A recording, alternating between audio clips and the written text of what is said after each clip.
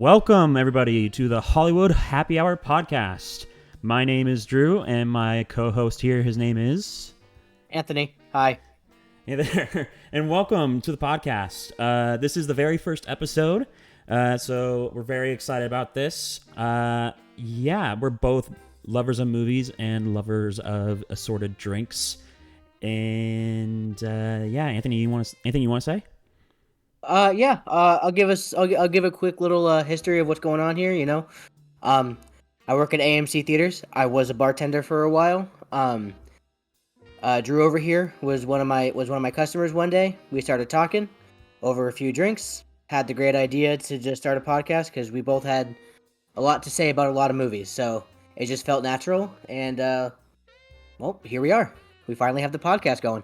Yeah, it's been a while in the making, a lot of procrastinating, and as you guys will soon learn, we have very differing opinions on movies at times, which it will make for an interesting time for us. Like, Absolutely. Anthony, I think about 75% of our interactions is Anthony getting mad at me for my movie takes, so we will see how that goes. Well, see, you're going to find that we're both difficult to please for very different reasons when it comes to movies. So it will make for some really good conversation and some good listening.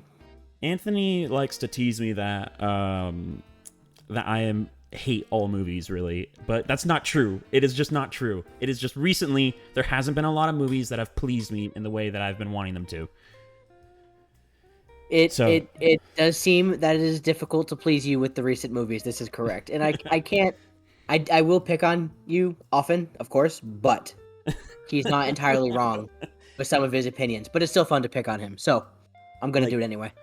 Yeah, it's interesting. You go on my letterbox, it's like half of my reviews are like 3 stars because just everything's just okay to me. Yeah, but you're a very mid person when it comes to the new movies. Everything. Okay.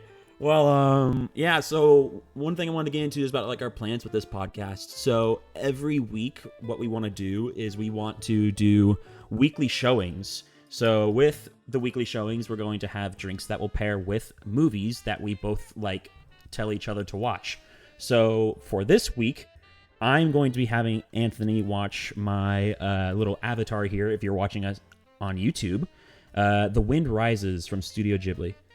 Or Ghibli, I keep forgetting how to pronounce it. But it's probably one of my favorite movies of all time, which I'll talk a little bit more later.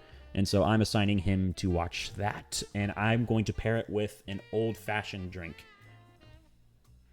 And we'll post more about that later. And I'm going to be assigning my buddy Drew here the 1978 Superman film. He has never seen it, and it is by far my favorite movie of all time, I could say without a doubt.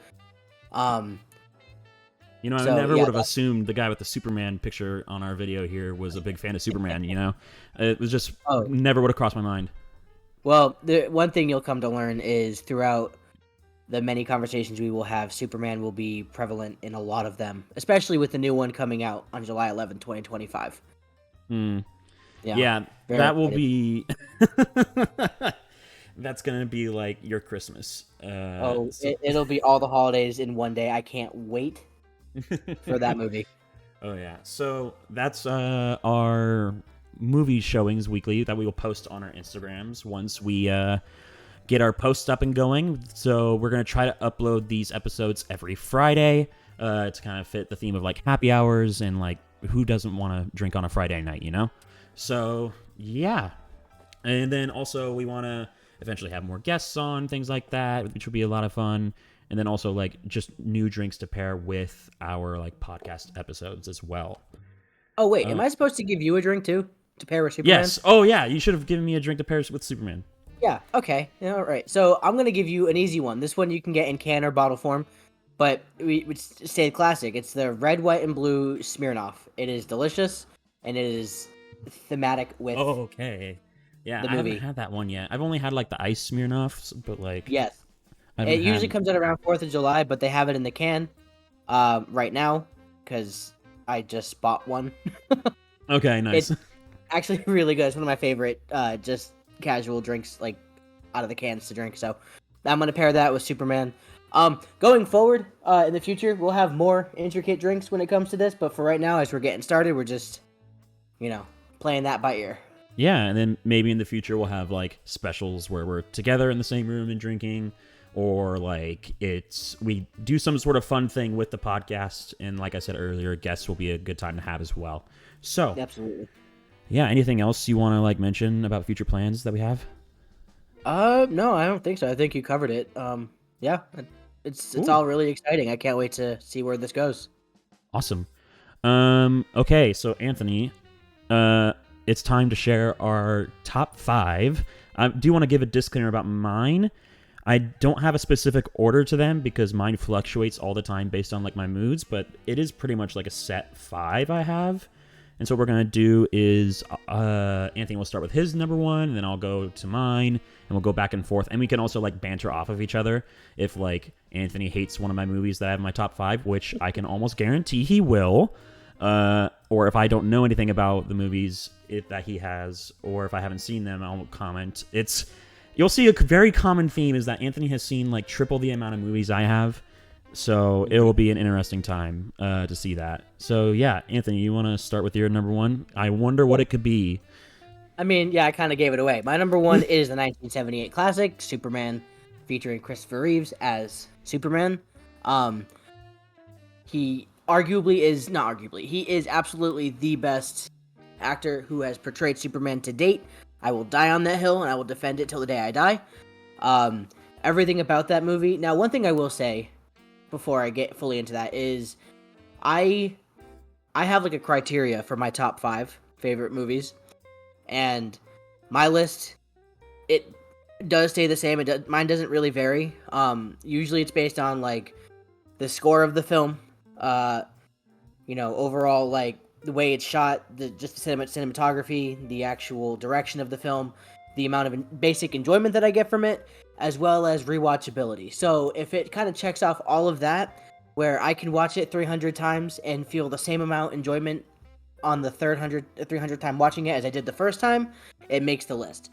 So number 1 is Superman. Every single time I watch that movie, I feel that pure sense of childhood wonder and joy from when I first saw it back when I was, maybe 8-9 years old. Ever since I saw that was the movie that sparked everything in me when it comes to movies, comic books, wanting to know the behind the scenes with movies. Really everything that I am today kind of sparked with the 1978 Superman film. And then on top of that, you have the classic score from John Williams, which you can never really go wrong with him, and the extreme visionary directing of Richard Donner, who has done some amazing works like The Omen and The Goonies. So you know what you just reminded me of? What's that? I had never have told you this, and I totally forgot. My film teacher in college, she was close friends with Richard Donner. No way, really? Yeah, she told me and gave us all these stories about when she worked with Richard Donner on Superman and stuff like that. And I was like, whoa, this is kind of wild. And I don't know how that has never come up in a conversation between us, but like my film teacher was like close friends with Richard Donner and would bring like scripts in from Richard Donner for us to read over. Dude, that's amazing. Yeah, I would have like gone crazy if that happened to me. I don't know what I would do if I saw. I don't know how that never came up. Man. Yeah. Holding out on me, man. Yeah, finally I have a flex on you. So that's my number 1. What about you? What do you got? There was something I wanted to say that I completely forgot. Was it John Williams? No, it wasn't John Williams. Oh gosh, I just totally forgot. Anyways, I'll go on to my number 1. Maybe it'll remind me. So one thing you guys will learn about me, and I'm sure you already have learned based on my avatar, I'm a big anime guy. I love watching just animation in general. I feel like animation brings a huge different form of interpretation to film, and also just like adds a certain beauty to it that can't be expressed through live action at times.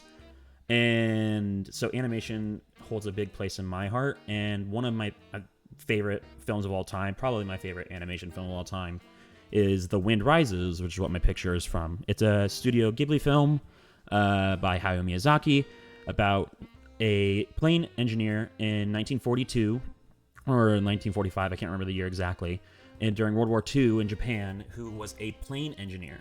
And his original dream was to be a plane pilot, but because of his vision problems, he couldn't become a pilot. He decided to become an engineer for planes. And this is based on a real true story with some fantasy elements added to it. Not completely accurate, but it's a story about his life and his passion for building beautiful planes that can fly in a time where planes were used for war, and his love with his wife, who was suffering from a very fatal disease, and the lengths he would go to be with her. And it's just a beautiful film that's beautifully drawn and animated, like all Studio Ghibli films are. Voice acting's great. And it's funny, I haven't watched the Japanese version fully yet, but I've watched the English version. But the Japanese version, the main character is voiced by my favorite anime director, Hideaki Anno, who directed Neon Genesis Evangelion, who is close friends with Hayao Miyazaki, the creator of Studio Ghibli. Yeah, it's... People consider it like one of the most boring films from Ghibli, my opinion, it's probably the most introspective and deep, because it talks about like dreams, love, and all those things, and it's all about the pursuit of what you love most in your life. And I think that's a really strong and powerful message, and especially in the dark times that the story takes place. Yeah, and sorry, one last thing before you go in. Anthony here hates anime. He hates it. Okay, calm down. So, I don't hate anime. Hey, look, you told me this earlier, and so I'm like, all right, I won't recommend too many anime things to you, but this is the first one that I've been like, you have to watch it. It's just so good and it's so beautiful. Here's my thing with anime, and I have a comment on. Hold on. Okay, I'll go with the original comment.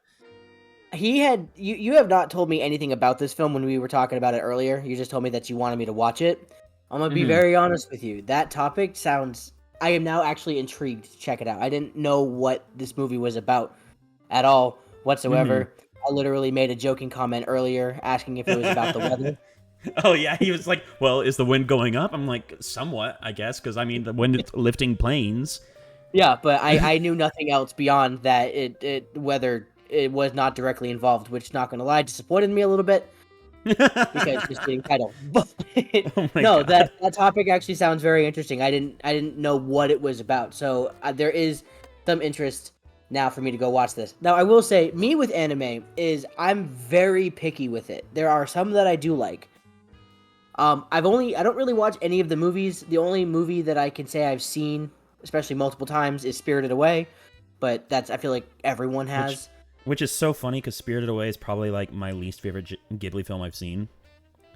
That's crazy. I think there's so much better and stronger like choices on the Ghibli lineup. You just have to like watch them and see. Which is fair. If it's from the same studio or whatever, that also kind of helps me out a little bit, because I really liked everything I saw in Spirited Away. But when it comes to watching anime, specifically like the shows or things like that, I always turn away from so many of them because they have hundreds of episodes, and when people hand me a list, they say, "Oh, here's a list of episodes to skip because they're filler," I lose interest so quickly. Because I don't want that. It's like I don't want to feel like I have to keep a checklist handy to skip every other episode, or skip 50 episodes in a row, like Naruto or Dragon Ball Z. So what you're telling me is you're not going to watch my favorite anime of all time, One Piece, which is 1,116 episodes deep right now. It's so funny you say that, because I have another friend who is begging me to watch it, but he wants to watch it with me in person. So I told him, I was like, if you watch it with me, I will watch it. I will gladly sit down and watch it, but I am not gonna commit to 1,000 episodes by myself. It's so peak. Yeah, and I've heard nothing but good things. I've seen the first 2 episodes. I know that's a huge dent in the episode list there. You're about practically halfway at that point. But no, I love everything about it, and I will be honest. After watching the live action series, which I'm sure you have comments on, I think the live action is actually really good for people who want to think about getting into the series, and they just aren't wanting to take that leap, because they can get a general vibe for it. I will say there's some character choices I didn't like in it, but I won't go into that. But overall, it was still really well done. Probably the best live action anime adaptation we've seen. Well, and that's exactly what happened with it. Once I saw it, I was like, oh boy, I want to know what happens next. And I'm interested in because I do know it was parts of it were rushed. I mean, there's only so much you can get into 8 episodes when you have so many episodes that exist, especially with the story arc they're telling right now. So Right. like I want to know more of the story development like that's in between everything that we saw in the Netflix show and all that. So like yeah, it genuinely did spark my interest. So One Piece will probably be the only one of those big animes that I will watch most of the episodes. I can't commit to all 1000. Yeah, no, But of course. When you get to a certain point, you'll change your tune about it and be like, okay, I want to know everything about this series. And once you get which to a is certain great. point. Yeah, I definitely that's something I want. But like for me, any animes that I watch are like short or don't have many seasons, like My Hero Academia. I mean, I'm a few seasons. Ew. I'm like 2 seasons behind on that right now, but I love that. Um, Seven Deadly Sins is probably my favorite. I loved Death What? Note. Whoa, whoa, whoa, whoa, whoa, whoa, whoa, whoa. You did not What? just say that. You did not just say Seven Deadly Sins is your favorite. Yes, I did. Oh my god. I can't Oh tell if my. I'm about to get. Oh I my. can't. Am I gonna get Oh yelled at, or are no. you gonna? Oh no. Oh my god. What's the problem? Oh my god. This is so much worse than anything I've ever told you. Oh my god. You're the first person I met that doesn't like Seven Deadly Sins. Oh, it's so bad. The animation and the story and Meliodas is so bad. I love all of it so much. Oh my god. Oh, I gotta Anyway, put you on to better anime. Okay. no, you Anyways. don't. You don't. Anyways. But yeah, so Death Note, I loved that, which is funny. I have started it twice, and both times I ended at the exact same spot. I have still not seen the last 3 episodes of Death Note. And Really? nope. The last episode was where like the show recovers from like that one plot Yes. twist. I heard. And I know what happens. I've just never seen it. And it's not because I was done with the show. It's just so many things have happened where I've just not been able to watch it, and then enough time passed where I never went back to watch it. Oh jeez. I mean, Death Note, in my yes. opinion, is like it's great up until a certain point, and then it falls off, and then the last episode saves it a bit. Yeah. But which anyways, is, yeah. yeah. So, but animes like that, like Demon Slayer, I only saw the first season, but I loved it. And I, at some point, because for me, anime is a phase. So, like, every time I get in an anime mood, I'll watch what's out. And the window I have for watching anime is a very small window.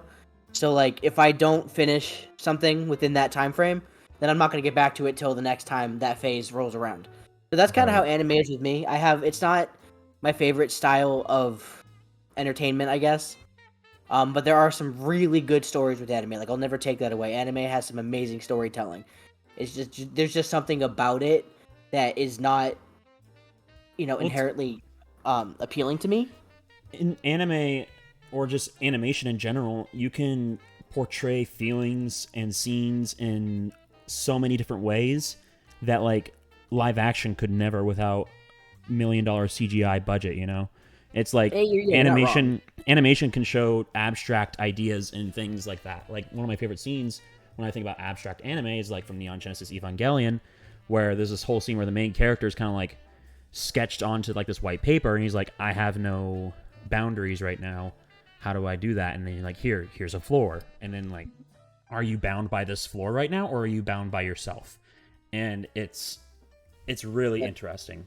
See, that hurt my brain. I don't want that. That anime is very psychological, and that scene was so well done because it's showing abstract ideas in a format that live action could never. And it was made back in the 90s. But anyways, we are getting really off track.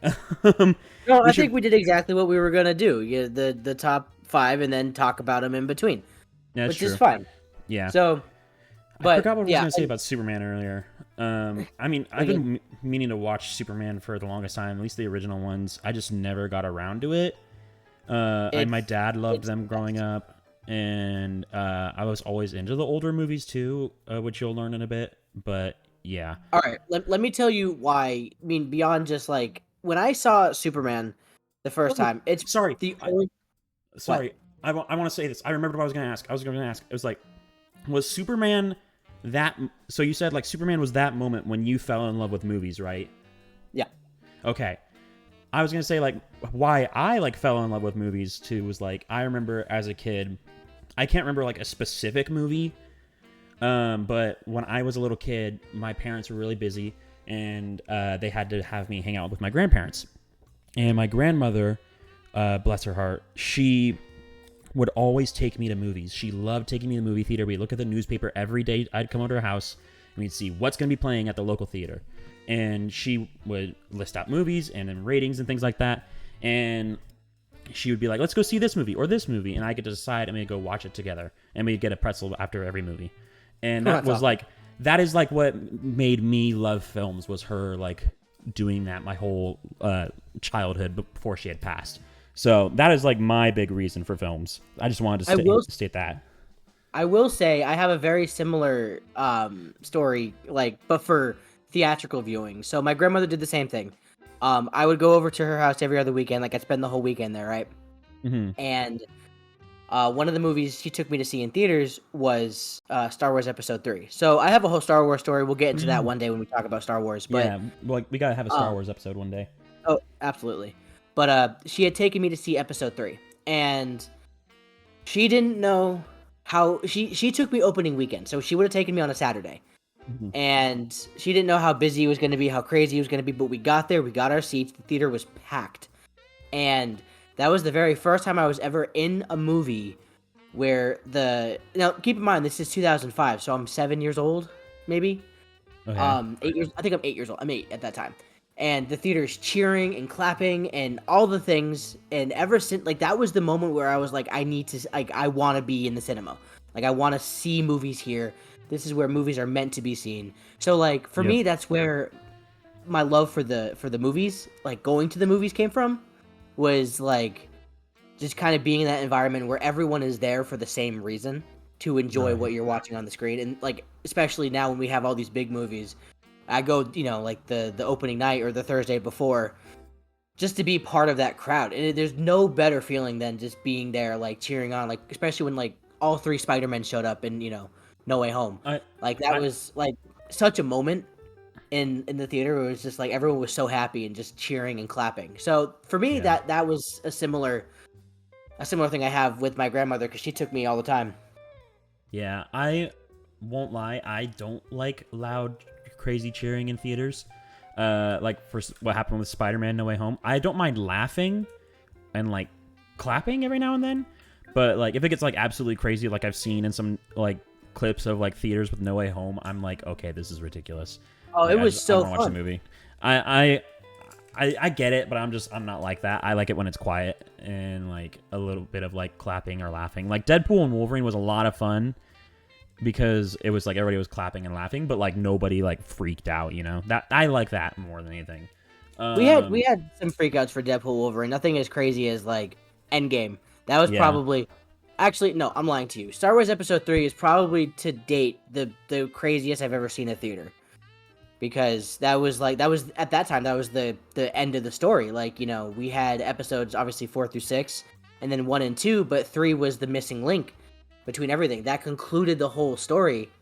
So like when the fight with Anakin and Obi-Wan started, like, dude, the entire theater was so laser focused on the whole thing. And then like it was just that's definitely one of the movies I wish I can go re-experience for the first time. Because it was insane. Just like the energy in that theater was nuts, and I had a blast with it. Yeah, but anyway, I didn't get to experience that with Episode 3. Sadly, I had to wait till it came to DVD because it was PG-13, and my parents were very strict about PG-13 at the time. And that's fair. I did get to go see Avengers, the first one, on opening night as a kid, and that was my first like packed movie theater experience, and that made it a lot of fun for me. It was like insane. I had never been to an opening night movie before, and so that was really crazy to go to. Yeah, no, that's fair. But anyway, so back to the whole like why like Superman getting me into movies. The reason for that is like it's the only movie.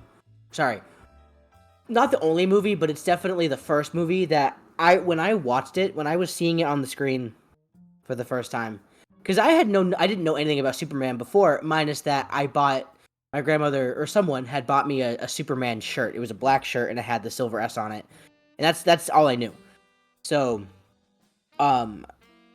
one day my stepdad he had a huge DVD selection, and I was going through all the movies, and they were all rated R, and I was trying to find something that I could watch, and I found Superman. I saw the S logo, the Superman S, and I asked, "Can we watch this?" He said, "Yeah." So we put it on, and then from start to finish, I just remember, I don't remember watching the movie. I remember being in the world of Metropolis and Superman, and like the set, like from beginning to end, that's all that existed for me. Like, was just this world, and that was like the first time I was like ever.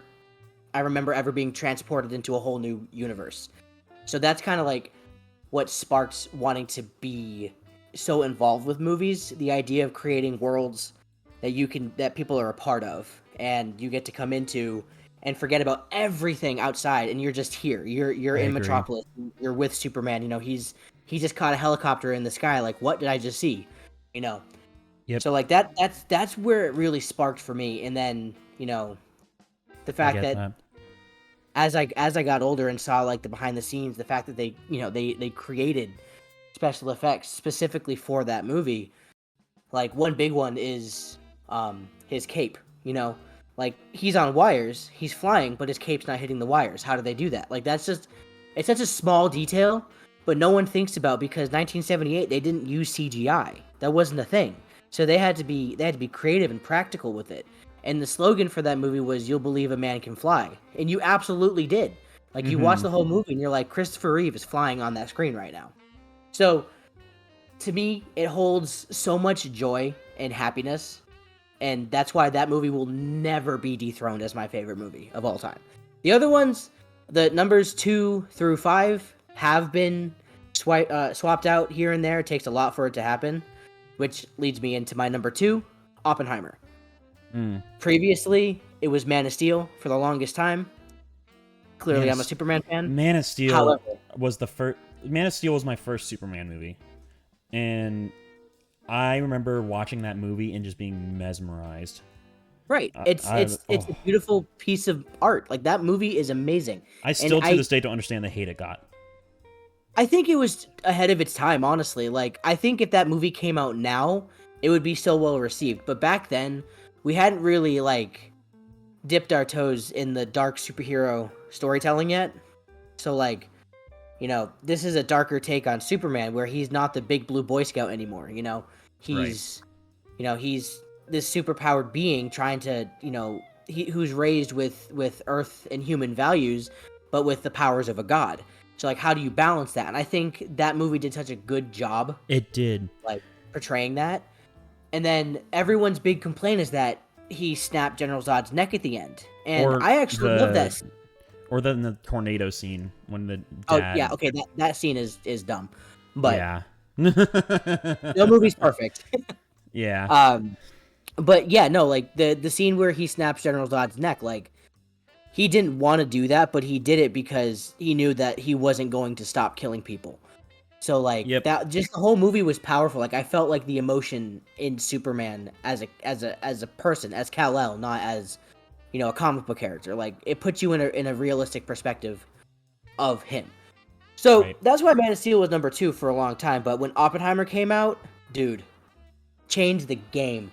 I loved everything about it. The score, that was a big one. I owned that score on vinyl. Like, I loved it. Oh, it's so beautiful. That was. There's really not much to say about Oppenheimer. What's that? That was like a cinematic experience, that movie. It was absolutely insane. It was beautiful. Everything about it. But, like, the big thing with that movie is it's a geopolitical movie. So, like, there's not much to say about, like, you know, people flying around or whatever like that. But Cillian Murphy acts his little heart out in that movie. And, like, you feel, like, the stress and anxiety that he's going through. Like, for, you know, and then on top of that, you just have this... Christopher Nolan has this insane way of telling the story that every single time you watch it, because there's so much going on, that you find something new each time.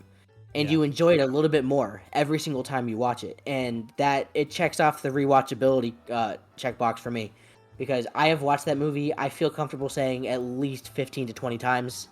Mm-hmm. And every time I'm like, oh, that's something I missed. That's something I missed. And it just makes it a little bit better every time. My favorite thing about that movie was I mean, it's a little political what I'm about to say, but it's not too political. America viewed what happened with the atomic bomb as a victory, right? Yeah. We never saw it from another side point of a positive thing, except from like a few like different like documentaries on like the after effects in Japan, or like you go into Japan and see the atomic dome. Mm-hmm. And then you watch Oppenheimer, which is this huge American film, and not only is it showing the process of building this giant weapon, but it shows the after effects of the people who created the bomb, and then how they felt and how horrible they felt. Everybody else was celebrating around them, but they were in grief. Yeah. Because they had just killed millions of people. Yeah, because like it starts out with, like this is a massive scientific discovery, the splitting of the atom, and then it was a race against the Nazis. So like you go through so much, like emotion with just the race of building the bomb, to the point where it's like once the bomb goes off during the test, like you see like that switch flip inside of Cillian Murphy or Oppenheimer's head, where it's like, this is powerful. Now we've given the whole plot of the movie. I've given the people the weapon to destroy themselves with. Yep. And then what I loved about that movie, which will always stick in my head, is when he's doing the speech and he can't really hear the audience except for them being a little doled out, but you can hear the stomping of their feet, which is like representing like the destruction. And then like he's freaking out, and as he's trying to leave, he steps on a burnt corpse. Yeah. And that was so powerful because and then he leaves, and not only was he freaking out, he sees his partners that he worked on the project with puking, freaking out and crying because they had felt the same things he did. Yeah, because it was, it ended the war, but at a cost of significant human lives, because like they were innocents, and it's a heavy movie when you really think about it, and when the way they portray, like you just said, the aftermath of it, with them realizing that these guys they were just scientists. Yep. They're not military. They're not trained that way. They're not bred to deal with things like this. And when they created the most powerful thing that wiped out, thousands of people. So like, they do. It's such a powerful movie, and I mean, even the ending of it is just so good. Like everything through and through, beginning to end, amazing movie. I'll never forget. I had a friend I had taken to see that movie. And he was walking in the movie. He's like, I can't wait to see how we bomb those Japanese. And then he left the theater, and then he was like, I feel really bad about what I said now. And it's hard not to, yeah. And then that's like, it shows how powerful that film is, Well, because like I will say my attitude changed too. Now it wasn't because of that, but I was excited to go see the movie. I was excited mainly because it was all done with practical effects, so I was really excited about that. I was excited to see how it was all done, but I was excited. I was like, oh yeah, like I'm pumped, like America almost, like let's see how we did this. And then afterwards, I'm like, oh god, like that it hits. And then on top of that, the score that accompanies every scene in that movie is just equally as powerful. Where it's like you're watching it. I remember there's one scene during the where he's being cross-examined. And this is close to the end of the film, where he's being I forget the actor's name.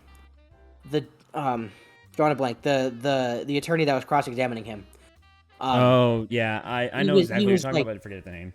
He was yelling at him and being like, talking about his convictions about the bomb.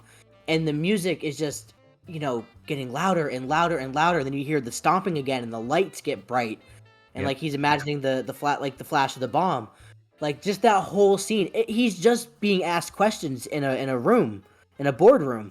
But the music that went with it, dude, my heart was racing. And then, that was such a good scene. And then Robert Downey Jr., though, also in that movie. What, like a hidden underdog of the film. Like, we kind of thought, like, at the beginning he was maybe just a side character. But then in the very end, he was the guy who was undermining the whole, like, Oppenheimer he's the villain of the story. And it was just, like, it was so good and well done. And then Oppenheimer in that movie, just the way that he acted that whole scene out in the end, where like you know exactly what I'm talking about, where he's talking to his lawyer or whatever. And I'm just like, man, like it was so good. I'm glad Robert Downey Jr. won the Oscar for that, because he deserved it. He deserved it, absolutely. Like every Oscar that movie won was well deserved. Like it I knew that was going to sweep the Oscars when I saw it. and it actually I predicted it was going to win 5. I think it won 8 total. Yeah, And something like that. yeah, it won more than I thought it was going to win, and it deserved it. That was definitely one movie that like, yeah, this should sweep the Oscars, and I'm glad it did. Yeah. Let me see here. So Anyway, yeah. So you're number 2. yeah. Once again, like none of mine are in particular order. But the next one I want to talk about, which I know Anthony absolutely loves, is La La Land. La La Land, in my I opinion. like that movie. Oh, I thought you said you didn't like it. No, I like that movie. Oh, I thought you didn't like it for some reason. No, let's go. Yeah, La La Land is one of my favorite movies. One, because the music is so good. It's a musical for those of you who don't know. It's about a struggling actor or actress and then a struggling musician who wants to have the legacy of jazz live on. And they both meet and they fall in love with each other in this beautiful musical that is probably like one of the like most colorful and like best uses of color in the movie I've ever seen. And then like also just the cinematography, the way that it's shot. There's so many different things that I just love about that movie. I've seen it like 100 times. And yeah, I literally, about a few years ago when I watched La La Land for the first time, I was listening to the soundtrack so much that Ryan Gosling was my like number 1 artist on Spotify for Spotify Rewind. No. And I did not post it anywhere because I was so embarrassed. I'm like, why is Ryan Gosling my number 1 on Spotify Rewind? And it's because I would listen to like the friggin' album as I went to sleep because it was so soothing at times. And so he was just my number 1, I guess. And yeah, that's pretty bad.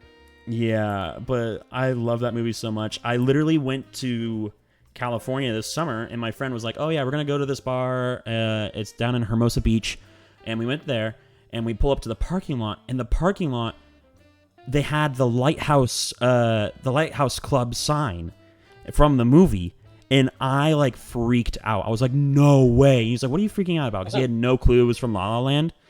And I was like, that's the Lighthouse Club from La La Land. I'm all freaking out. I took pictures of it. I was so happy. It was crazy to me. But yeah, I loved La La Land. And the ending is like, I love seeing memes about La La Land too, because they're like my favorite horror movie, because the ending is just like so devastating. And yeah, I just love it. It's so good. And then if you actually sit down and study like the use of color in the movie and how the colors change depending on the scenes, and then also like the characters and the clothes they wear throughout the movie and how those change as well, it's so it was some beautiful set pieces too. Like I remember that one being, like you said, visually stunning. Like it was weird. It felt like they found a way to like combine, you know, an on-stage performance with a theatrical performance, but it worked. It was like they cracked the code to making it like a perfect mix between the two. Exactly. It's so good. I show people certain scenes in La La Land all the time just for like color and vibrancy. I'm like, this is like how you correctly portray feelings and then motion and all these different types of things. It's so good. And then the soundtrack too is just, it's awesome. I listen to it all the freaking time. I will say this is where the only disagreement is going to come for me is I do like that movie. I like it a lot. The soundtrack is not my favorite when it comes to musical. It still has some really good songs, definitely. You know, but I'm definitely on the side of like, I think, you know, Greatest Showman had a better soundtrack. I mean, okay, that's a kind of a hard comparison. It's not like, you know, Greatest Showman soundtrack went viral or anything. It's like, Greatest Showman like is that good of a soundtrack. Like that's a pretty crazy comparison. That's the thing. Every song on the Greatest Showman soundtrack is a banger. Like you can't tell me it's not. Whereas, again, this is just for me, but like when it comes to La La Land, there's maybe only like maybe 2 or I'll say 3 or 4. I'll say 3 or 4 that are just like, oh yeah, like I'm not. I'll be honest, they're in my mix. Like definitely when I'm in the mood, like it's there. Don't get me wrong. But I ain't listening to the whole soundtrack. But I have the CD for Greatest Showman, and in my old car, I used to play that CD. Yeah. Just because. And I was also, like, I think it's just mostly because I love the soundtrack so much because I had the theater background of growing up as a kid. I was a big theater kid. Yeah. And so I love musical type soundtracks. And I feel like La La Land appeals more to that audience than Greatest Yeah, Showman. that's fair. Greatest Showman is definitely very musical, like theater kid-ish, but like it's more appealable to people who are not in that. Well, yeah, that one's more of a cinematic experience because, like, I was just saying, like, that La La Land is like a perfect balance between theater and theatrical. Whereas Yeah. I think Greatest Showman is primarily theatrical, like it's meant for the big screen. Um, and I know they're translating it into a Broadway performance soon. Which Um, I'll be curious to see how that goes because there's so much in Greatest Showman that like you need to like I don't know like when I think of that like Rewrite the Stars. oh Rewrite the yeah, Stars would be very hard to recapture the emotion and be able to have singing happen in a Broadway musical format. Like the yeah, whole part of that was like the acrobatics they're doing and things like that. yeah. And So the I will be singing, interested. yeah, you can do that in a movie, but you can't really do that in a Broadway musical. Yeah, so So, that's what I'm saying. Like that one, I think La La Land would translate perfectly to stage. I oh, think you, 100%. There's yeah. literally like plenty of scenes in La La Land that were actually just shot like on a stage with like stage backgrounds. Like it would translate so well into a Broadway musical. Yeah, and I honestly think that would be more entertaining to watch than Greatest Showman. Now, does that mean I'm definitely gonna try to go see The Greatest Showman? If I'm sure it will be here. Mm-hmm. Getting tickets is a different story. I'll go But with you. yeah, I mean, absolutely, let's go. My But my parents are definitely gonna want to go see it. My mom had like a huge obsession with Greatest Showman for a while. She probably still does. dude, okay, so short little funny story with The Greatest Showman, right? Mm-hmm. So, I traditionally I'll do a movie on Christmas Day. So Christmas night, I always go see a movie, and that was that year's Christmas movie. So me and my brother went to go see it. Now, I didn't actually know it was gonna be as much of a musical as it was. I knew it was a musical. I didn't think it was gonna be like every other line, then here's a song, right? Yeah. So we're watching it, and it has the intro song, and then it goes into another song like almost immediately, and I'm like, oh my god, he's gonna hate this movie. Like he's gonna hate it. So, like the entire movie, I'm like slightly stressing out because I'm like, he's hating every second of this. I feel so bad. We get out of the movie, dude. He loved it. That's good. Like, yeah, it was great. I was like, oh my god, you did. We saw it again. We went to go see it again. And it Huh. was funny. So we saw. So at the same time, Insidious, the Last Key or whatever just came out. So we did a double feature one night where we went to go see that and then Greatest Showman afterwards.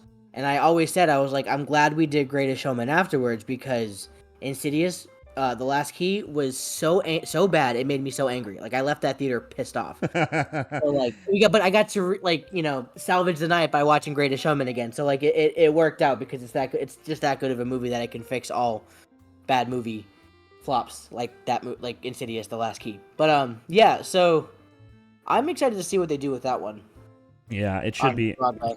it should be interesting. But yeah, La La Land, that'd be probably like the second one I want to talk about.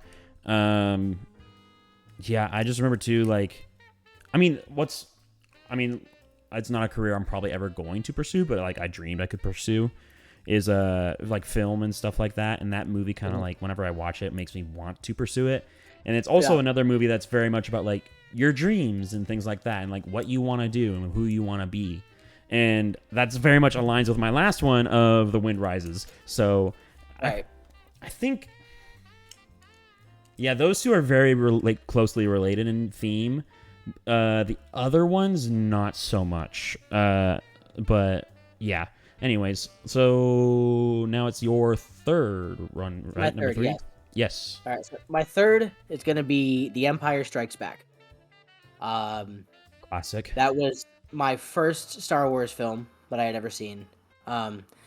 So little backstory with that one. So like I said earlier, my grandmother every other week I would be at her house. So like usually Friday night we would go to Blockbuster, and every single night or every single time I rented The Mask of Zorro.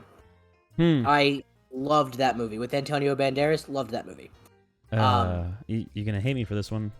Never seen it. Crazy. Yep. We just need to like take a shot every time Drew hasn't seen a movie. Oh. we wouldn't be able to get through the hour of the show. Nope. No, but so I would get that every time I went to Blockbuster, and then at some point I had gone down to Disney with my mother. At this time I'm living in Massachusetts, so we went to Florida for Disney, and they had the Star Tours ride.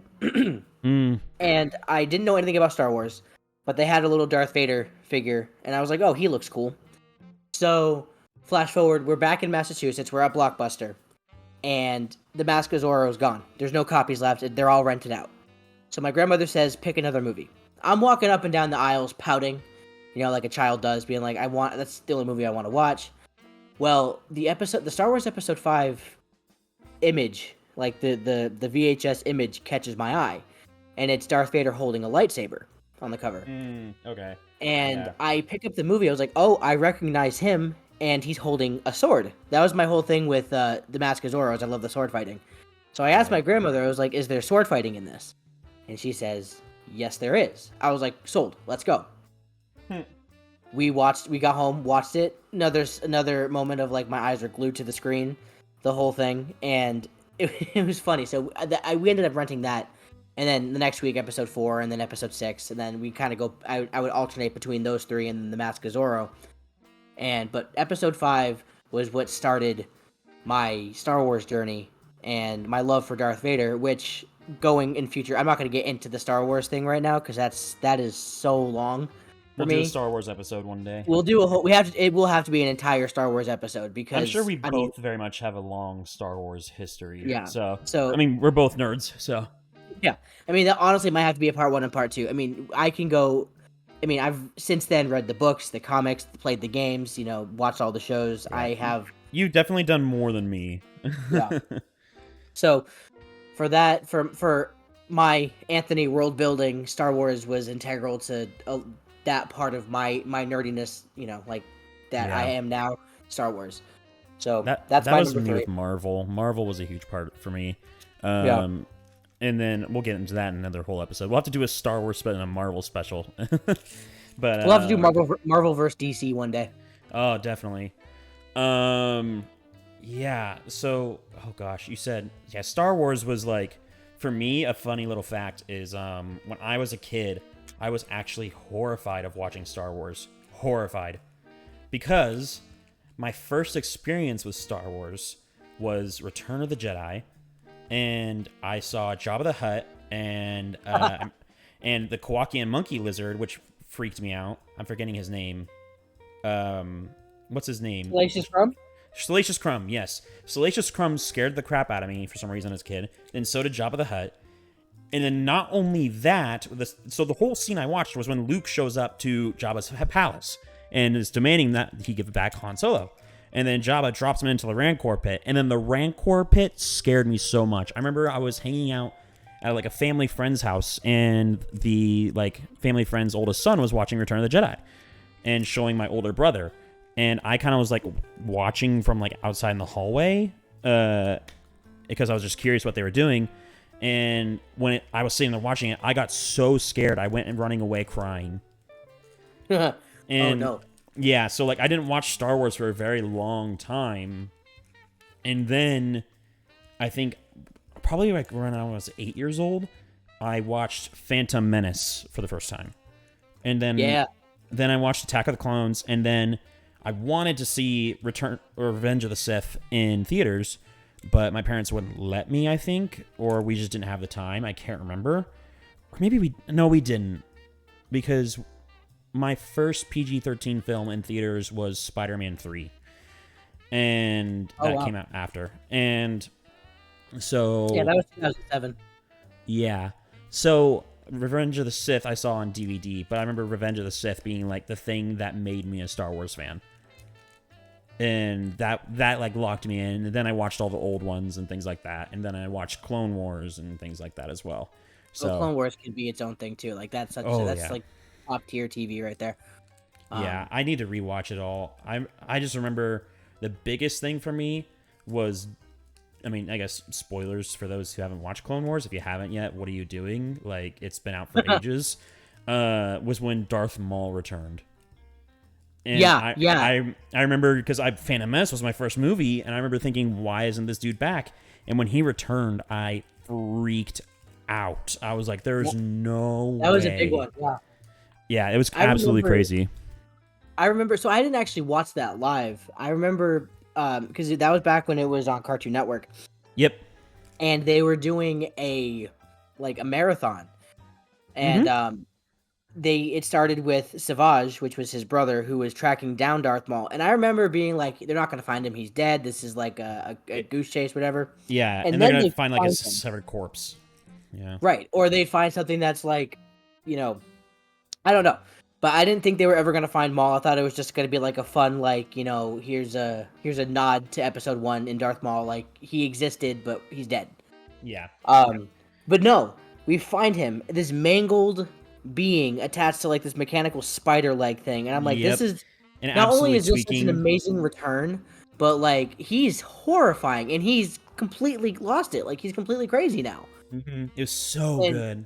so good, and then like just the development afterwards, because like what kept him alive was his hatred for Kenobi, which translated all like we're not translated, but which he maintained throughout everything up until the final season, season 7, all the way into Rebels, like all of it, just his whole quest, everything that he is now was based on his hatred for Kenobi, was just like pure entertainment, perfect storytelling. Like honestly, I don't think that's one of the best story arcs outside of like the Anakin Skywalker storyline. Yep. Darth Maul's story arc is perfect. Yep. I love how we were like, oh, we'll save Star Wars for another episode, and then we definitely just dived into Star Wars a little bit too much there. Clone Wars. That was the first. Yeah. So, okay, I guess I'll move on to my next one. My number 3 would probably be a very different tone from the last two. Scott Pilgrim versus the World. Scott Pilgrim versus the World is like the funniest movie I've ever watched. It's like the comedy for nerds. Like it has so many different like references to different pop culture and like video games. Like literally the first like 20 seconds of the movie, you hear the Zelda like little ring. It's awesome. And then there's special effects in it are awesome. Very comic book graphic novel feel. The characters are funny. It's so well casted. I've read the graphic novel or the comic book or whatever you want to call it, and the comic book, and watched the new anime. And just like every iteration is so much fun and so good. The new show was really good. I was surprised. Yeah, I loved it. At first, after the first episode, I was like, I don't know how I like the direction of it, but it made it really good in the end. Yeah, And I love the animation too. Like it was like visually appealing. I liked it a lot. and then Science. I mean, like it's a little side note. Science Saru, the studio that made the Scott Pilgrim anime, is making an anime for one of the mangas I just recently started reading called Dandadan, and I absolutely love the manga. I'm so excited for that. Anyways, I'm sorry, what's it called? Dandadan. Okay. And it's so good. And then anyways, yeah, Scott Pilgrim, it's so funny and it's so good, and there's a lot of like different relatable characters in there, and they're all just kind of like, what I love about it too though is it doesn't make every character seem like they're good people. Everybody in that movie is a horrible person, and I feel like everybody in some way can relate to how we feel like shitty people. I mean, nobody's a perfect person, and everybody in that movie has flaws, and I really appreciate that in the film. And then it's also just hilarious. All the different special effects. One of my favorite things to do with that movie is like on Amazon, they have like their X-ray vision thing you can do. And you can sit there and read all the little fun trivia facts. And there's so many in there that are just so funny. And there's so many different like nods to different things like in the comics or like what's to come in the movie. Like there's references to the X's throughout the movie. Like you see Scott Pilgrim's wearing an X on his shoulder, like on the first date, like for the X-Men or whatever. And then throughout the date, you see 7 X's total. And it like teases, oh, the 7 X's are coming. And all these different things. And it's really just good. And also hilarious. I literally just referenced a line in the movie when Chris Evans like looks at his phone and goes, huh, that's actually hilarious. But I don't know. It's just so good. And then the fact that like, for the anime, they brought back the entire cast of the movie to voice their characters. That was great. Yeah, shows that was like awesome. how much fun everybody on the cast of the movie had making that film and how much they love that film. And so, yeah, Scott Pilgrim vs. the World, definitely one of my favorites. I think that's like one of the movies where I can sit there and I can like kind of embrace my nerdy side and just have fun with it. And it's not That like a movie that definitely takes is. itself super serious. That's like the best part about it, because the movie knows what it is. Like it's Mm-hmm. you're meant to just sit there and have fun. Like he's fighting her exes, like what? And Yeah. it's so silly and it's so out there, but dude, it is a good time. Like everything about that is just pure happiness. Yeah, I remember the first time I watched that movie, I didn't really have any expectations for it, and like from the first like little bit of it, you think like, oh, this is just a funny haha movie about this nerd who gets this hot girlfriend, and then the concert that happens when Matthew Patel comes flying in, you're like, what in the Yeah. hell is happening? And you're like, wait, whoa, whoa, whoa, whoa, whoa, and the whole movie just changes and becomes this absolutely ridiculous and fun ride through the whole thing. And it's a great time. I like highly recommend that to anybody who wants to have like a good time. I definitely think that movie is often forgot about too, because it's always like, Oh, oh, and 100%. Scott Pilgrim, Mm-hmm. like it's one like I forget about it often, and then when someone brings it up, it's like, oh yeah, I really like that movie, like, and it's funny because it's for me, I always have like a little, because it's the movie that has Captain America and Superman in it together, Mm-hmm. so it's like, Yeah. oh hey, they're both Yeah. exes, that's hilarious. And Superman's a vegan, and Chris, Yeah. and then Captain America is what's it called? He's a skateboarder. Yeah, he's a skater boy. Yeah, Yeah. that movie's just pure joy. So that's definitely And good. one thing that was interesting, I don't know if this attests to how influential the movie is per se, but in college they talked about Scott Pilgrim vs. the World in my English textbook and like its special That's effects interesting. and things. And like I was like, what? This is so weird. And but it made me very happy because I was like, oh my god, Scott Pilgrim's being talked about. Yeah, that's fair. But yeah. Okay, so my number 4. Yeah, you're number 4. All right, this one's gonna be more of an, I guess, artsy film, but it's the movie Amadeus. Yeah. I want to say it came out in 1984, I think. The movie won Best Picture that year, Oscar-wise. It is a movie about it's an adaptation of a Broadway play, of the same name, and it follows the life of Wolfgang Amadeus Mozart, who is a classical music composer. And I love classical music. I have loved it since I was a kid, and that movie, it's just, I don't really know how to describe it, because it's like, without you, it's one of those you have to just watch it, but like the emotion behind it is insane. Like the amount of I genuinely don't even know how to put this into words. Just this, the movie starts out basically with court composer Salieri, that's his name, trying to kill himself because he feels guilty about quote unquote murdering Mozart, and then he doesn't die, and afterwards he's giving his confession to a priest, and his confession is him telling the story of 20 years ago or whatever it was, and it's just talking about like how it was Salieri, all he ever wanted to do was worship God with his music, and he was really good, but Mozart was there, and he was even better. And Mozart was a vulgar guy. He just joked around. He spent his money faster than he could make it. He wasn't grateful for his talents, but yet he still had all of this talent. So he was just jealous of Mozart and was plotting his death throughout the entire movie. And just that whole, the storytelling in between it, the music that they use, it's a lot of like opera and classical music, and it's just so good, and it's so powerful, and the ending is just, I remember watching the ending, like I knew what was going to happen. Spoiler, he dies. But Wow. Well, I guess you can but, never recommend that to me now because I don't know how it's gonna end. yeah, he's gonna die. But it's just like when it happens, it's like, oh my god, it just happens, and it's so powerful through and through. Again, the music's amazing, and one thing about that movie is I saw that when I was a kid, and I did not know it was from the 80s, because one, it's a period piece, so they those tend to age a little bit better because You know, it's Mhm. all classic. You know, like the Victorian era clothing and things like that. So you really can't tell. But like, dude, that movie looks like it was maybe late '90s, early 2000s. It is some of the best filming. Just the cinematography and everything in that movie, just it holds up so well, and it's oh my god, I can't say enough good things about that movie. So that's my number 4.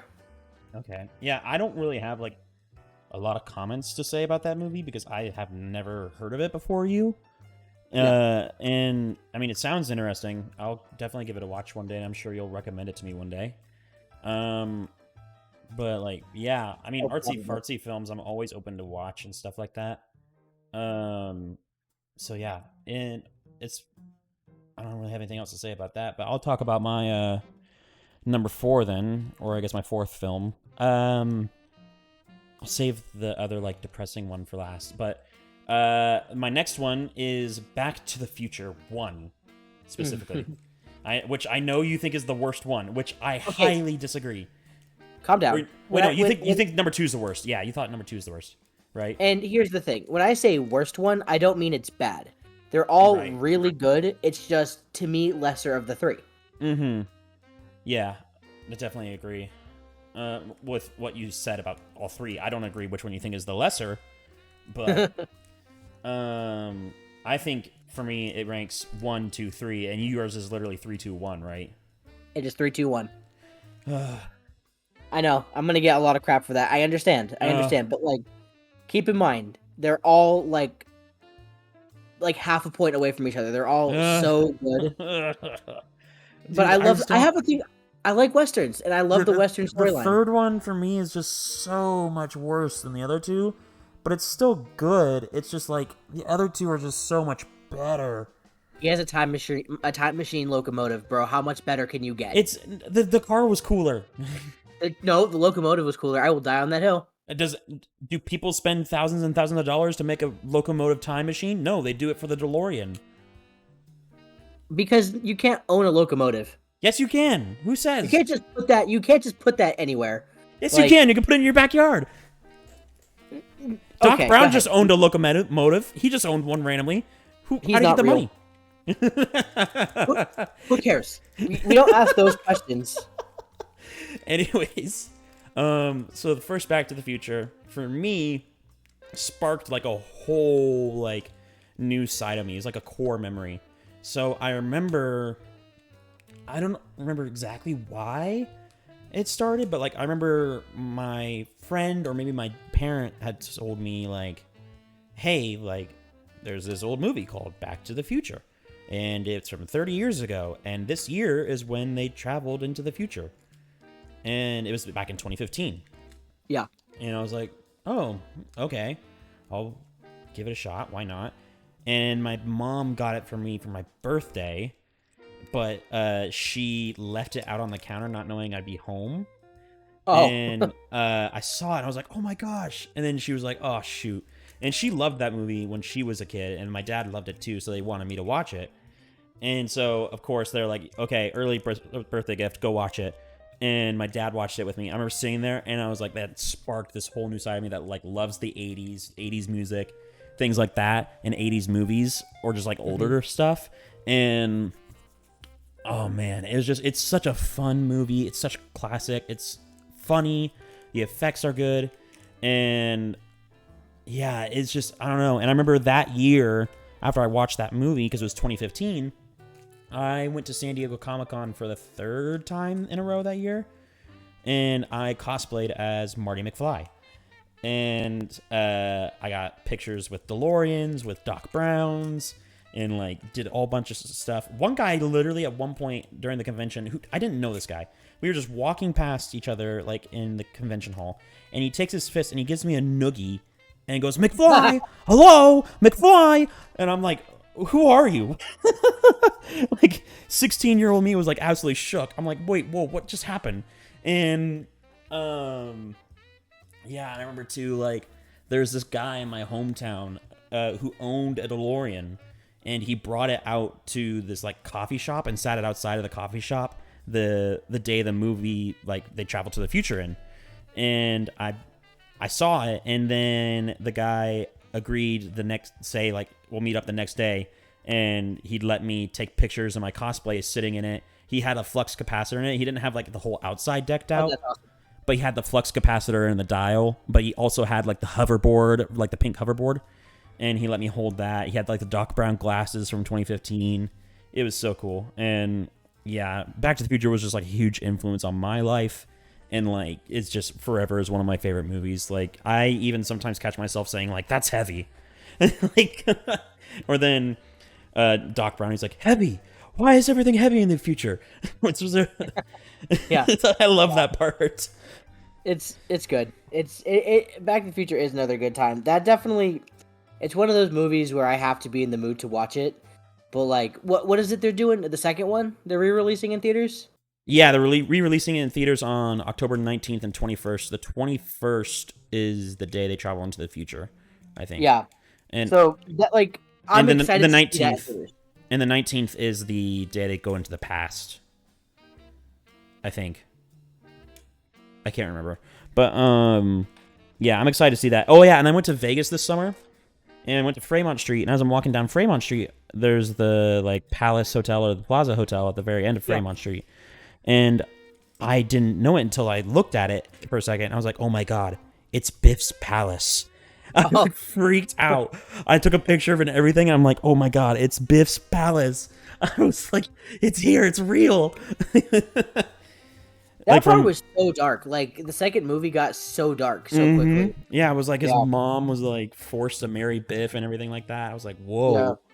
Really dark, really quickly. Yeah. But so like I am excited to see that in theaters. Like, that one I'm looking forward to. That'll be a good time. Me too. But yeah. So okay, so that was your number 4? Yeah, that was my number 4. All right. So my number 5, which this one's going to get me heated because you've never seen it. I already know what it is. My number 5 is Titanic. Now. Yeah. And I'm going to get flack for not having seen it and having a movie podcast, so. Oh, yeah, and the fact that look, I'll probably force you to watch it on April 14th because that's the day the Titanic hit the iceberg. Mm. It sank on the 15th. That's important. Yeah. So Titanic. Oh boy, the start of that obsession with me was interesting. So I was being driven home from school one day. I was in first grade, and I had previously watched a Scooby-Doo episode where I don't remember who, but someone fell into a freezing lake or freezing body of water of some sort, and they came back up in an ice cube. You know how cartoon characters do? Like, they were in a physical ice cube. So I asked my mother if people could freeze in water like that. But I meant, like, in terms of a cartoon. Like, because, again, I'm 6 years old, right? Right. And I'm like, she's like, oh, yeah, that can happen. And then somehow Titanic got brought up, and she had, like, she's like, I have an example, basically. She didn't say it that way. I don't remember what she said. But me asking about people freezing in water led her to show me the second half of the Titanic. Which VHS 2 at the time. Where the ship starts getting hit and it gets hit and then it sinks and all the things. And ever since I saw that, I was obsessed with the Titanic. Like, there was an art competition when I was in 6th grade, and I drew a picture of the Titanic, and it made its way to state. Like, I have loved that thing. I've studied the crap out of it. My second job was working at the Titanic Museum That's in so Florida. Cool. Oh, I loved that job so much. Arguably the best job I've ever had to date. If it paid enough, because it didn't pay, it paid crap. Well, I bet. Yeah. If it was a livable wage, dude, I would still be there. I loved everything about that place. Yeah. Like, I got to wear a black suit to work every day and talk about the Titanic. Like, bro, what? Yeah, that's just pretty cool. Yeah, no, that job was fun. And that one I do watch yearly on, like, April 14th. I watch it. I was fortunate enough to get to see it in 2012 for the 100th anniversary of the ship sinking. That was my first time seeing it in theaters, and I was so excited about that. So yeah, number 5 is Titanic. It is, I think, out, and it's going to be a tie between, but I think it is James Cameron's best film. The other thing that might be a contender is Aliens. But I think Titanic is James Cameron's best film. Huh? My knowledge on Alien and Aliens still is low. I didn't pay much attention. I thought Ridley Scott made the first one, right? Correct. And then James And Cameron directed the second one. oh, okay, I wasn't aware of that. I thought There's it was this still scene. Ridley Okay, Scott. so it's funny. There's a scene because I saw Titanic before I saw Aliens, and there's a scene in Aliens where the power's out and there's just a bunch of flashing, like there's like a strobe light effect going on, and the camera keeps cutting to her face and to the surround, like the xenomorph around her, and like it's Right. just they're quick cuts back and forth, right? And I remember watching that, and I didn't really know who James Cameron was yet, but I was watching it with my stepdad, and I had asked the question. I was like, "Is this the same guy that did Titanic?" Because there is an identical scene in Titanic. Granted, there are no xenomorphs in that movie, but there's a scene where like the gates are locked and they're trying to open the gates, but the water is rushing in like extremely fast and they're about to drown. So and at this point the power's starting to go out in the ship, so there's a strobe light effect going on and the water is pouring in by the gallons. So like it's an intense scene. It's the exact same from Aliens. So like Okay. there's a similar shot there. But yeah, no, Titanic, it's just it had the music is really good. Right. The fact that one of my favorite facts about this movie is that it cost them more to make this movie than it would have to just rebuild the actual ship, which is insane. Yeah, I heard about that fact. That is crazy. They built like so many different, like when the ship splits in half, that was a practical effect. They built this giant model and they split it in half and it crashed into the water, and everything you're seeing is just all practical effects, and so much went into it, like James Cameron going down to the Titanic to get like actual footage of the wreck is just so like it's just beautiful. Everything Yeah. about it. And again, I am a historical person. I think, with 3 of my 5 movies being historical movies, kind of shows that I really do like historical events told in movie format. Obviously, this one has a little bit more of a draw, the love story aspect to it, which whatever. But yeah, so that's why it's number 5. It's not higher than that, but it still is definitely on that list. I watch that movie yearly, and I'm just like edge of my seat every time. Like I know the ship sinks, I know what happens, We all do. but I'm also like it's funny because every time I watch the ship hit the iceberg, I'm kind of like rooting for it to not hit it this time, even though I know it's going to. So like that one, so for me, I'm still sitting there. I'm like, just hit it straight on. Don't hit the side of it, whatever. So yeah, that's my number 5. Nice. Yeah.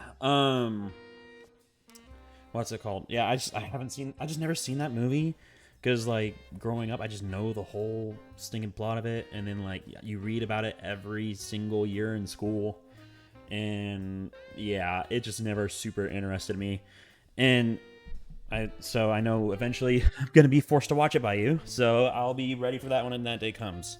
You're gonna be And, forced to watch April 14th. That's gonna be your now showing April 14th. Like, so sorry. That's what's happening. It's all good. What was I gonna say? When you were saying like, oh, I think it's James Cameron's like best film. I was like, no, I thought you were gonna say Avatar: The Way of Water. Your absolute favorite film. Nope. I'm gonna say something that might get me like.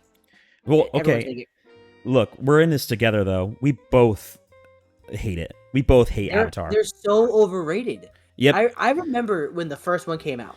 Now I didn't see the first one in theaters. We rented it on Netflix, DVD back then when it came Yep. out. Me too. And I was genuinely excited because I didn't know what the movie was about. I just know it was the movie that beat out Titanic as the highest grossing film. So I was like, oh my gosh, everyone's seeing it. Everyone's talking about it.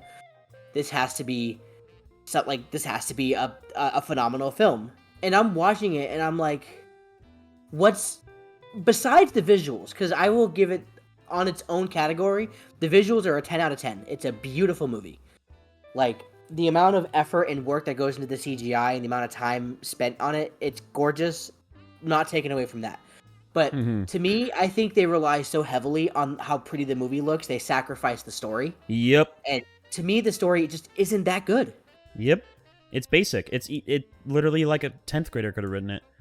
Yeah, and is that harsh? Sure, but I'm sorry, it's extremely overrated, and it's you're not gonna change my mind because I remember even watching the second one. I was like, okay, and then I got what? I thought the same thing.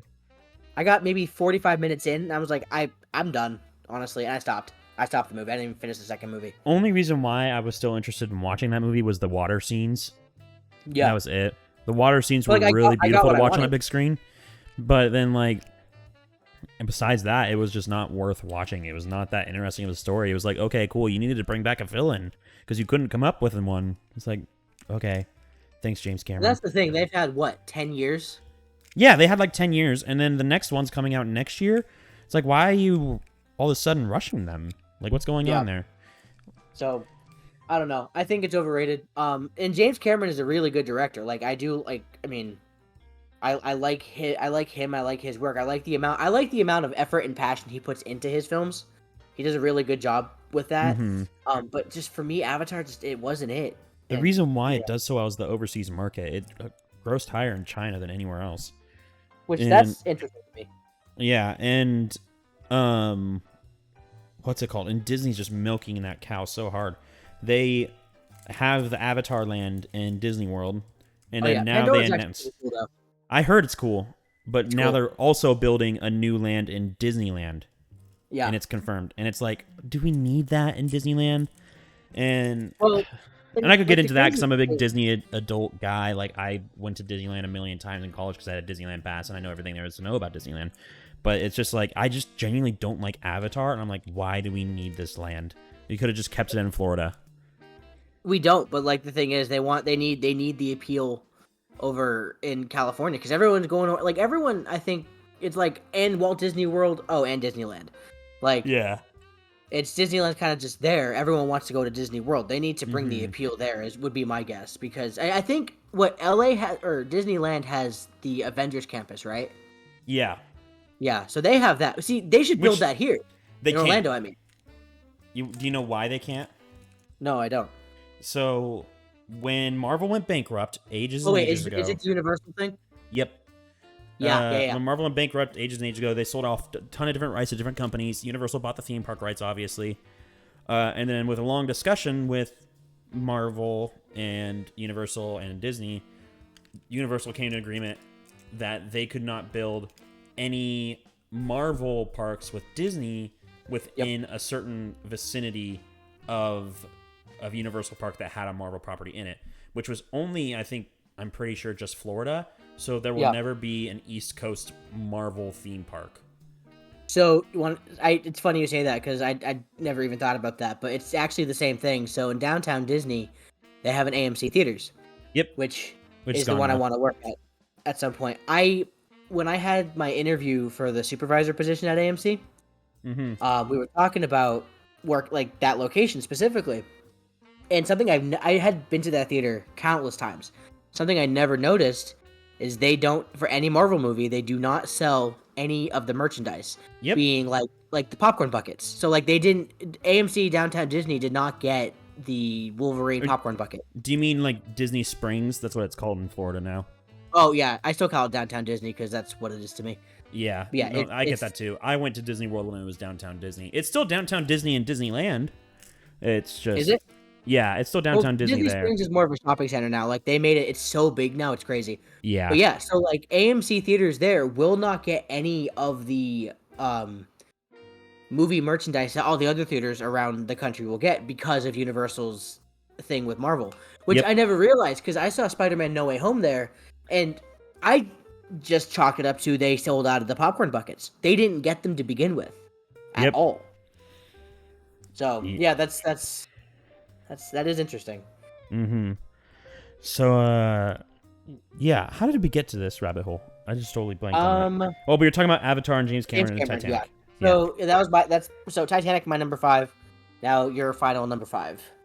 Okay, so my final number 5 is a movie that I hold very dear to my heart, and I even have a tattoo of, is A Silent Voice. It is another anime, but it's the story of a boy named Shoya Ishida, who, when he was a child, had bullied this deaf girl, and so badly to the point where, like, she had to leave the school, and people had realized how bad it was to where all of his friends around him left him and isolated him, and he never had any friends for the rest of his school career until high school.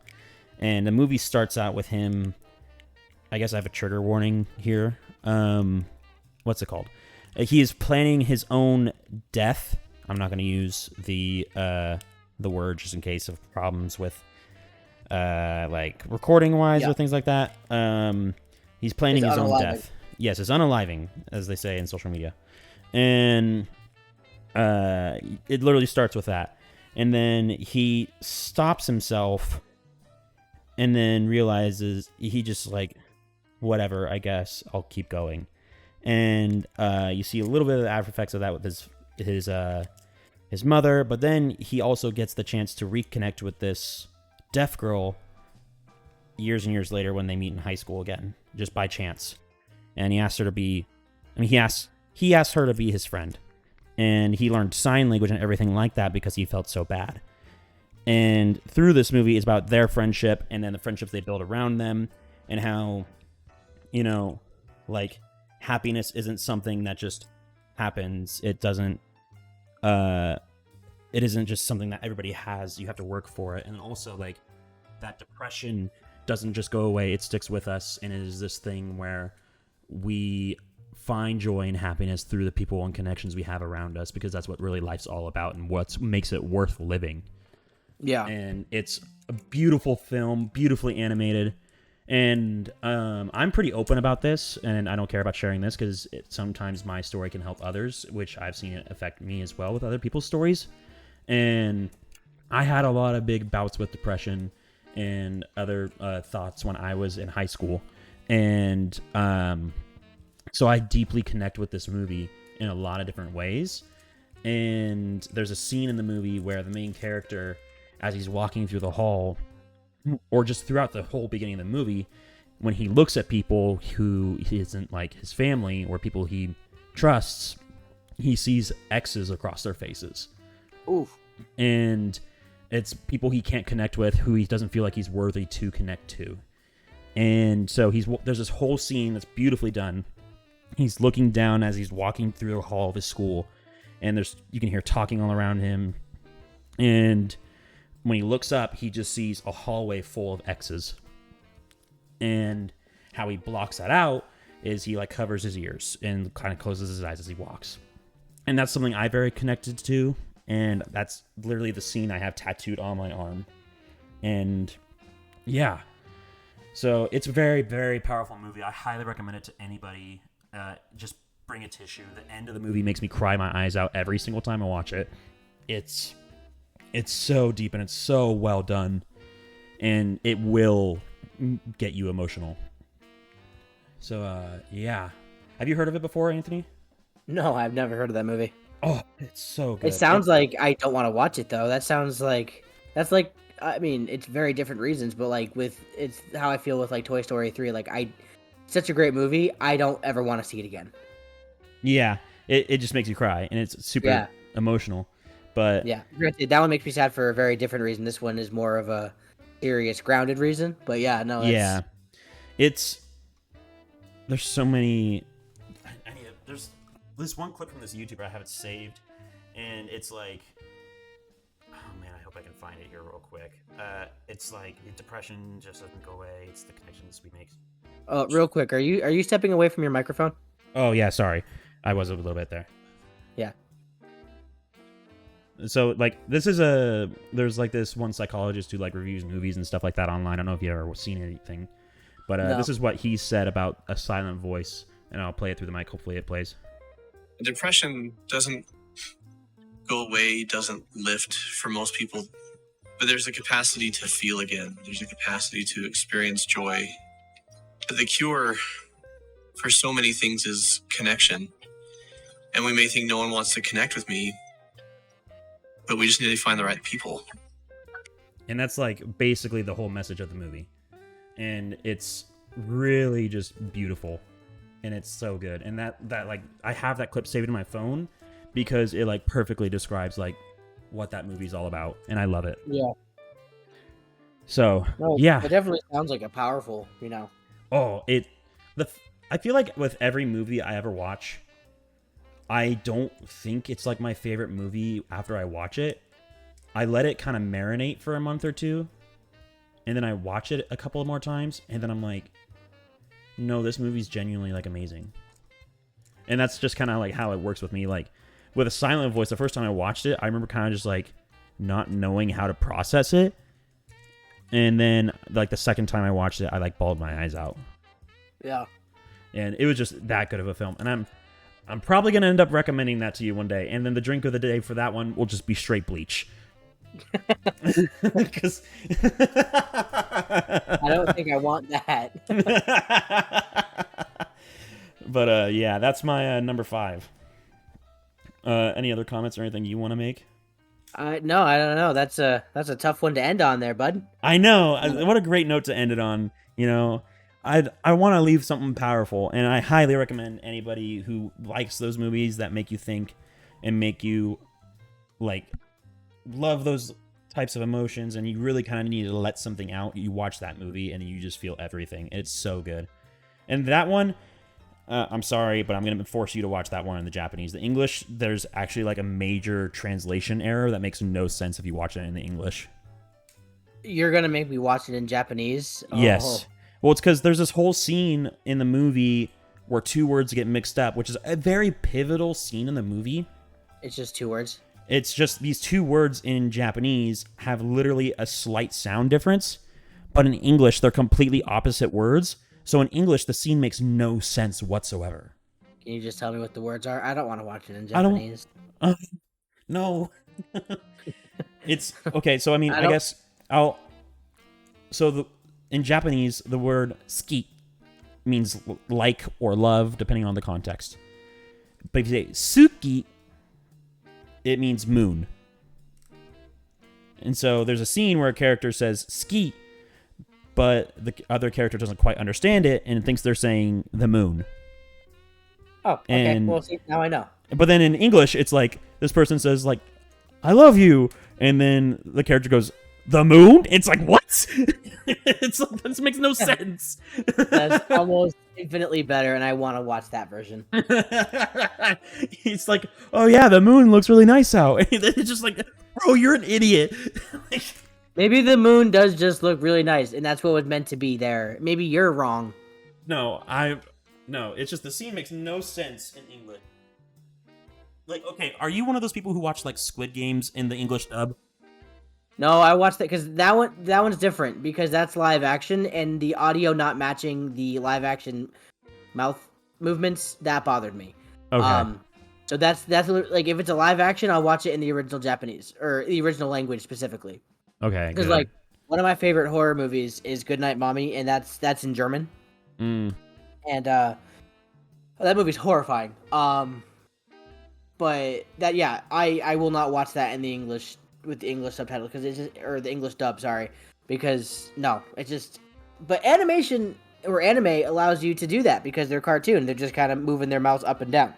Yeah, and with Studio Ghibli films, I'm totally fine with you watching English dub. I actually watch those in English dub, so.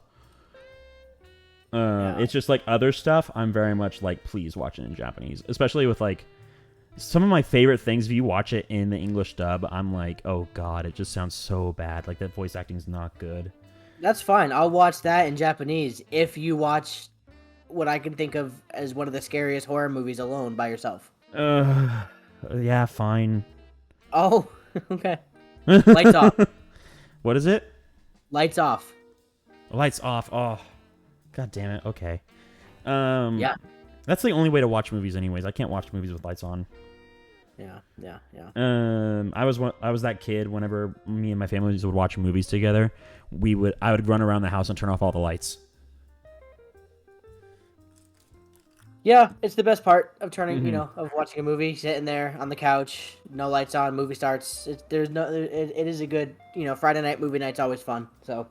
Yeah, and but yeah, okay, so we're gonna start wrapping up here, I think. So we'll just remind ourselves again. So our assignments, or not? I know you hate that word. Our weekly showings is what I meant. Our weekly showings. So yours is going to be The Wind Rises paired with an Old Fashioned, and then you said, what is mine again? Yours is Superman 1978. That is important.